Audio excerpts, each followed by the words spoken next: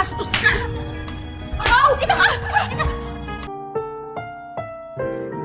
Ang susunod na programa ay rated PG. Ito ay nangangailangan ng patnubay at gabay ng magulang para sa mga batang manonood.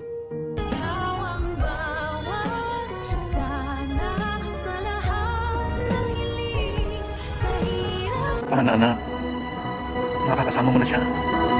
Sa tuluyan niyang pagkakaroon ng malay ni Lolo Pepe ay meron siyang matinding pasabog kay Giselle na labis namang ipagtataka ni Giselle kung sino ang tinutukoy ng kanyang papa na makakasama na nito. Na alam naman talaga natin kung sino ang tinutukoy ng matanda at ito'y walang iba nga kundi ang anak ni Giselle na akala niya ay patay na. Mas intense pa po ang magiging kaganapan sa pagitan ng mag-inang Giselle at Justin. Dahil sa muli nilang paghaharap ay hahanapin ni Giselle si Justin at sasabihan ba naman ito at pagbibintangan na baka ito ang mastermind sa pagdukot kay Lolo Pepe na agad naman ikapipikon ni Justin. Sabay sagot niya sa kanyang nanay na kung meron daw siyang pagtatangkaan ng buhay dito ay walang iba kundi si Giselle. Kaya naman si Giselle ay gulat na gulat dahil hindi niya naman akalain na masasagot siya ng gano'n ng babaeng ito na hindi niya naman kilala. At ang pakilala nga lang ni Lolo Pepe sa kanya ay isang kaibigan. Kaya naman hindi na mapipigilan ni Giselle ang sampalin si Justin. Pero hindi din naman papatalo si Justin at masasampal niya din ang babaeng pinamigay siya sa ibang tao. At makikilala na nga din natin ang guardian ni Justin na walang iba kundi si Tonton Gutierrez. At kung paano niya mababago ang buhay ni Giselle ay ang dapat natin abangan. Samantala, mukhang lumalala na talaga ang sitwasyon ni Lynette